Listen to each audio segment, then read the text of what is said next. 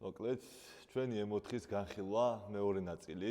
დავიწყოთ იმით, რომ ჩამოვიტანეთ მანქანა, ავწიეთ, დავშალეთ მთელი ცხვირი. არ გეგონოთ, რომ თლათ ამდენი რამე იყო დაზიანებული, უბრალოდ ნულზე დავშალეთ და ყველა პლასმასი, რაც კი დაზიანებული და დეფექტური იყო, ყველაფერი შევცვალეთ. ასევე შიტოკი ჩამოვიტანეთ თეთრი ფერში არ დაждდა, იმიტომ რომ ეს არის ძალიან იშვიათი ფერი. Frozen white-ია ეს, ანუ მატოვი გაყინული თეთრია რა. კიდე რა მოხდა? ძალიან ბევრი რამე დაგვხდა სიურპრიზად და ბევრი რამე არ მოგვეწონა. მოკლედ Instagram-ზე ვიპოვეთ ეს ბიჭი, ვიცი იყო ეს მანქანა. მონიტორში ვნახეთ მეილი და მე მეილით მოვძებნეთ. და ეს მანქანა ამერიკაში იყო. ძალიან მაგარ ვიძე რა, ну არც ახლა აკლებს, მაგრამ იქ ვაფშე სასწაულ ვიძე იყო.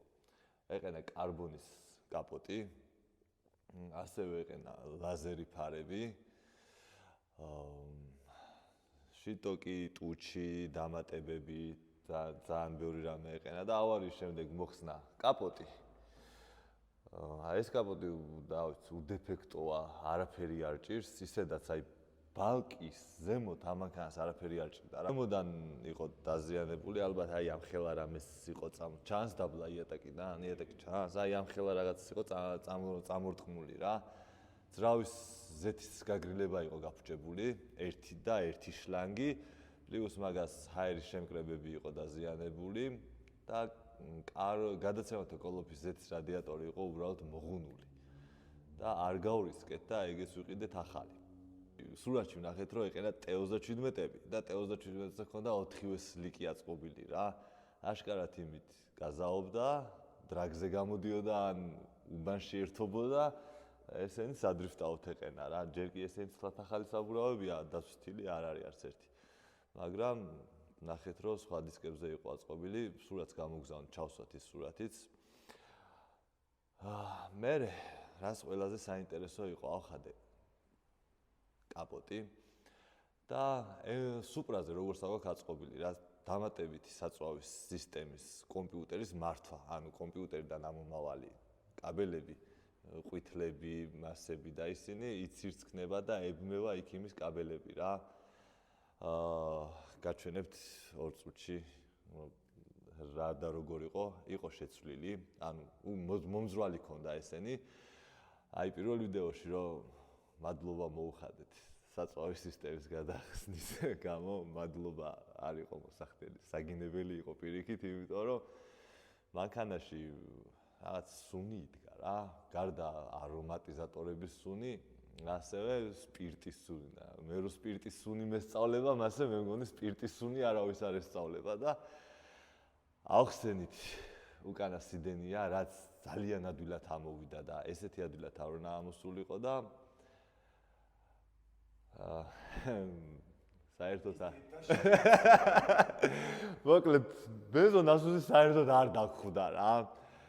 ეყენა aftermarket-ი ბენზონასუსი, რომელიც ამოიღო სუპრაში როგორც გვიდგას, ან სტოკზე ემაგრება აქეთ-იქიდან 2 ნასუსი, რომელიც არის stage 3 ან 3 პლუსი, შეიძლება 4-იც იყოს. იყო მოხსნილი, მე გამოყევით აქ ძრავში მეთქი რა არის მოხსნილი, რასპორკები მოხსენი ძრავს შიგნით კრიშკა მოხსენი ძრავისა და ვნახეთ, რომ ერთ დროს პორტიც იდგა ამ მანქანაზე. მე ყველაზე საინტერესო რაც იყო, მაინტერესებდა ტურბოებიც იყო შეცვლილი თუ არა, იმიტომ რომ ტურბოს ესეთი ადვილად ვერ მოხსნინა, თუ ტურბო არ იყო, თუ ტურბო ჩამოყვებოდა, X3-ზე უნდა გადამეწყო ყველაფერი, რომ X3-ით უნდა გამოსულიყავი დრაგზე. ეს მანქანა არის გასაყიდი რა, საპროექტო ჩამოვიყვანე უბრალოდ, სუპრის ფინანსებს რო გავწვდეთ, ჩამოვიყვანე ეს მანქანა რომ გავყიდო, რაღაც სარგებელი ვნახო და ისევ ეგ ფული სუპრას მოვახმარო, იმიტომ რომ ძალიან ბევრი ჭირდება სუპრას. ამ ეტაპისთვის საკმაოდ ბევრია დახარჯული, სუპრის ვიდეოში განვიხილავ კიდე კოლოფი რო ჩამოვა და კონვენტორი რო ჩამოვა, იმ ვიდეოში ვიტყვი დაახლოებით ხარჯებს რამდენზე ავედი და რაც ზუსტად მახსოვს. და ეს G82 ზუსტად მაგიტყვა ჩამოყვანილი. კიდევ ეძებდით ავარიის ვიდეოს რა, მაგრამ გვაინტერესებდა როგორ დაიმტვრა. ჩვენი თეორიით ეს მანქანა დაიმტვრა მოცურებულ მდგომარეობაში და წინაც ხვირი წამოკრა სავარაუდოდ ბარდიულს ან პატარა რკინას ან რაღაცას და გაფუჭდა მასე. უკანა გიტარაც სავარაუდოდ იგივე ბარდიულს არის შემორტყმული, იმიტომ რომ ქვედა ერთი დიდი გიტარაა გაფუჭებული. იქვე ვიდეოში შორიდანო შევატყრო თვალით ცერათი დგა რომ მოდიოდა, სურათებშიც ცოტათი ჩანდა რა. ხო, დაკიდების სისტემა ჩამოყვა, არ ვიცი სწორედ როგორ ითქმება, ებახი. მე მგონი სწორედ ვამბობ, ან არ ვამბობ სწორედ. ვინც ცოტა გარკვეულია, დამწერეთ კომენტარებში და როგორ იკითხება უფრო სწორედ ეგ დამწერეთ. მასე რო ქვია, ვნახე მეც. ნუ დაუნფაიფები დგას, გამსვლელი სისტემა დგას, მაგრამ ბოლო თავები არ მომწონს და სავარაუდოდ კარბონებს გამოვწერ მაგ თავებს, უკანა დიფუზორი რა ვიცი, არ გავაკეთებთ, შევცვლით თავის გვერდზე კანტებიანად, საბარგული გაკეთდება და გამოვა იდეალური. დანარჩენი არ ვიცი. ეხა წამო ალექს, ვაჩვენოთ სად რა არის მოხსნილი. ეს რომ მივინათოთ. თუ გაგჩერდება, თუ არ და ხელით დავჭერ, ეს მოხსნათ. ეხა აქ რა სიტუაცია, ბაბინები დახუთა დანომრილი. აი აშკარად მოხსნეს და აყენეს და აი აქ ეს საწვავის სისტემა რო აქ იყო გადახსნილი და რო გაგუხარდა, ნახე?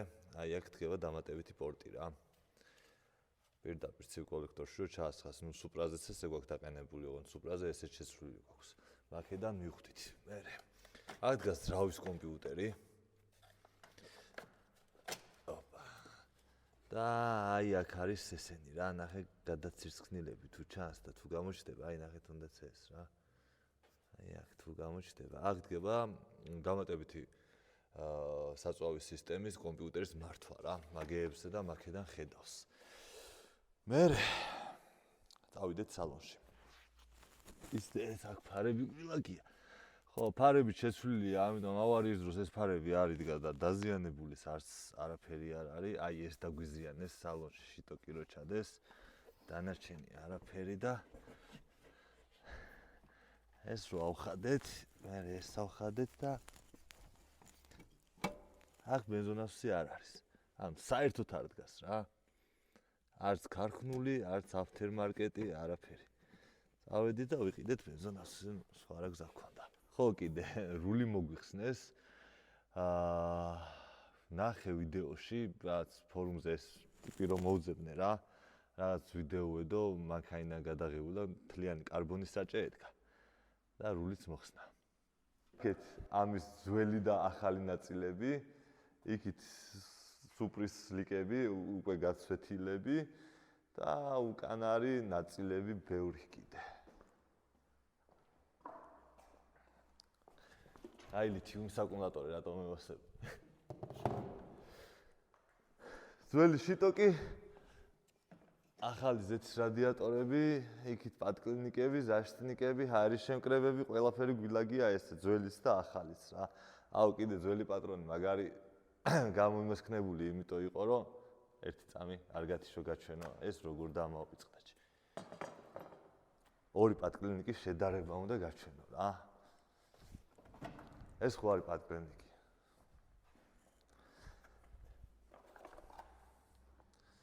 მეორე მხარე ავიღე სავარაუდოდ, მაგრამ ნახე, ძირზე ხო აქ დაჩვრეტილი. და ეგენი გამოუჭრა რა, ჯიგარმა, ეს სავარაუდოდ მეორე მხარე ან რაღაც. ხო, მეორე მხარე. გამოჭრა რა და ჩააკერა სეტკები. რომ ეგონა რომ ჰაერი უკეთ გაივლიდა, მაგრამ ამის გამო პატარა რადიატორები იყო ლაფით ამოვსებული და იმაში ჰაერი საერთოდ არ გაივლიდა. ამიტომ ესეთ რაღაც პროფესორობებს ჯობია რომ თავი დაანებონ და უბრალოდ დატოვონ ისე როგორც არის. რაც შეეხება ცხვირს, ესე მეჭირა. ბალკის ფეხები, ყველაფერი იდგა თავის ადგილზე რა. თავარი დაზიანება იყო აი ამ ადგილას მოსული და დაბლით ამ ხარეს. ამიტომ რაც იყო აქ დამატებითი რადიატორი, რადიატორის ჩარჩო, ეგ ვიყიდე, აქ დევს რადიატორის ჩარჩო. აქეთ ზეთის რადიატორი იყო და ძრავის და კოლოფის ზეთის რადიატორი ეგენი შეიცვალა. ეს დადგა ახალი, აქეთ ფეხი, ესენი დარჩა თავისი, აქეთ არაფერი არ იყო დაზიანებული, არც რადიატორი, არც ჩარჩო. ამის ზემოთ არაფერი არ იყო დაზიანებული რა, შიგნითაც რა, ყველა შლანგი და ყველაფერი გადარჩენილია, ერთადერთი ერთი ზეთის შლანგი იყო გაფუჭებული, თავი ქონდა მოწყვეტილი და ეგ იყო. ფარები გადარჩენილია უბრალოდ საპროგრამოა, იმიტომ რომ სხვა ფარი ეყენა და სხვა ფარი დააყენა, ავარის მერია ის ფარი დაყენებული. დანარჩენი სავალში ის ერთი უკანა გიტარა დაგვრჩა შესასვლელი, აი ესეთი რაღაცეების ყვითლად ქონდა შეფუთული. ეს არის ლამბდის კაბელები. აშკარად სიმხურვალის ეშინოდა და შეფუთა ეგენიც. всё, სხვა მეტი არაფერი, ამანქანას რაც უნდა აიწყობა. ცხვირი უბრალოდ პლასმასები ყველაფერი თავის ადგილას დადგება და დაიქოქება. კიდევ იმაში გავგვიმართლა ძალიან, რომ ის შიტოკი ჩადეს შიგ. ვფიქრობდი სულ რომ გადაეგდოთ, იმიტომ რომ ჩადებისას სულ დაპრანჭეს, მაგრამ ყველა პარკინგი და კამერა იყენა ზედ რა. ასევე დისტრონიკიც შიგნით იყო დარჩენილი და მასეთ რაღაცებში გავგვიმართლა, იმიტომ რომ ესეთ რაღაცებში მაქვს ცუდი გამოცდილება.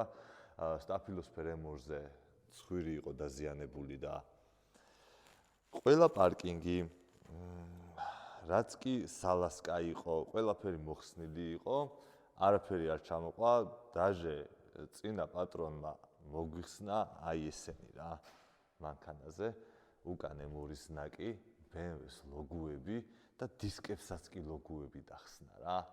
ნუ ესეთებიც ხდება, ამიტომ მანქანის გამოწერა რა რისკია, აქ ყიდვა გაცილებით უკეთესია, მაგრამ პირობითად ეს მანქანა თუ უნდა დაჯდეს სიტყვაზე ვამბობ $55,000, აქ რო იყიდო 70 პლუსი ჯდება რა.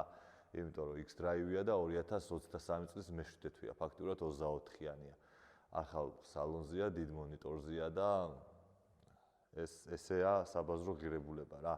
ეხლა ვიღაცამ შეიძლება თქვას, რომ მე 67-დან ვიყიდე, კი შეიძლება 65-ათაც იყიდო და ვიღაცას რომ 55 ეჯდეს 55-ათაც მოგცეს, მაგრამ საბაზრო ღირებულება ეგაა. ხო, ფილტრებს რაც შეეხება, წინა ვიდეოში ვამბობ, რომ კაინი არიდო, ზემოდან ჩავიხედე და ზემოდან მართლა არიდო კაინი, ქვემოდან იდო კაინი და ზემოდან ნახშირის ფილტრი იყო დარჩენილი.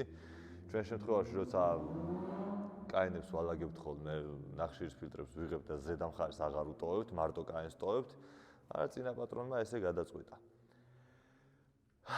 გარეთ რო გავიხედოთ, შუქი არ არის, ჩამოგვივიდა ჩვენი 340, კაპოტიც ბარგალკით ავაჭერით და ნაჟორკა მივაყოლეთ ზემოდან. აქ დგას, გაიხედეთ თუ გინდა.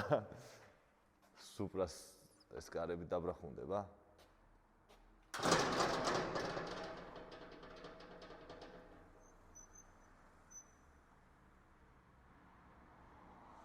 სუპრას უმშვენებს გვერდით და წინ ადგილს. გადავიღებთ 340-ის ვიდეოსაც. რაღაცები გადავიღეთ, ჩემი თალექს არ იყო აქ და არ ვიცი რა ხარისხში იქნება და ხმა როგორ გვექნება, მაგრამ მანქანებს ხმა რო არ შეგვაწუხოს, არ ვიცი რა ხარისხში იქნება და ხმა როგორი გვექნება. სულ არ გადაღებას და მე აი ვითომ ეხლა ვხდით, მაგას ჯობდა რა. ნამდვილი ემოციებია, რაღაცებმა გაგვახარა, რაღაცებზე გული დაგვწყდა, ნახოთ რა იქნება, ეხლა კი დროებით. ხო, აუ გამოიწერეთ ჩვენი არხი, დააკომენტარეთ, გააზიარეთ. ნელ-ნელა წინ წავალთ, ამდენი ხანი იმიტომ არ ვჩანით, რომ არაფერი არ ქონდა საკეთებელი, X-ის ვიდეო უნდა გადამეღო და რულავოი ვერ ვიშოვე. აი რა დონეცკებში და ხარკოვებში კი არა, ყველგან ვრეკე და ზოგი არ გვიგზავნი და ზოგმა კოდით რო არ დაემთხვესო, უკან არ დავიბრუნებთო და ჩამოდის ეხლა ბათუმშია მანქანა, X3M-ის დაშლა დაიწყეს ბიჭებმა და იმის რულავოი უნდა გადმოვაყენო. დისკები შევღებეთ, ჯერ არ წამოგვიღია, ვაყენებთ ცოტაც დრაგაოი ვიდზე და X3M-ს გადავიღებთ და შემდეგ უკვე იქნება X3M-ით დრაგზე გამოსვლა, რა თქმა უნდა, თუ SUV კლასი ჩატარდა რა, 30 ივნისს თუ 29 ივნისს უხეშ დრაგზე გამოვალთ X3M-ითაც ჯიპების კლასში. ნუ სუპრა თავისთავად ყველანაირად წყობში იქნება. ამანქანით და მეორე 340-ით არსად არ გამოვალთ, იმიტომ რომ უნდა გავყიდოთ. ამანქანს რო დავასრულებთ, რაც პატარა test drive-ს და შედარებას ან Supra-სთან ან M2-თან არის თუ არა ეს ისევ ის ნამდვილი M-ი გადავიღებთ და ვიცი რომ წინასწარ ცოტა იმედები უნდა გამიცრუდეს, იმიტომ რომ ZF რო ვერასდროს ვერ იქნება DCT და ცოტა დრიფტში და რაც აგრესიულ სიარულში არ გამოყვება. სამაგიეროდ დრაგისთვის არის ნომერ პირველი პლატფორმა. მთელი ცხოვრება მიხვდა BMW რომ ესეთი რამე უნდა ექნა, იმიტომ რომ 402-ზე Audi-თან სულ იჩაგრებოდა. ეხლა აღარ იჩაგრება. ეხლა კი გამოხდებიან Audi-s ფანები, მაგრამ ესე არ არის. შეიძლება ერთი გარბენი გაიქცეს, მაგრამ მე ან მანქანა ვეღარ მიდის, ან ჩეკს უმთებს, ან ეს იზრდება უკეთესად და ასე შემდეგ. მადლობთ, ნახვამდის, გემშვიდობებით, რა ცოტა ხნით. კატ. ეხლა ვინმე დაიჯერებს, რო უთხრა, რომ წინასწარ არაფერი არ მაქვს მოფიქრებული, აი რა სცენაზე მადგება რო ვლაპარაკობ. ჩაუქრებ ჩუქები, ეხლა ბოქსი აიღებ. ბოქსი გამოზადოთ ბიჭებს, ხვალე სამუშაო აქვთ ისევ.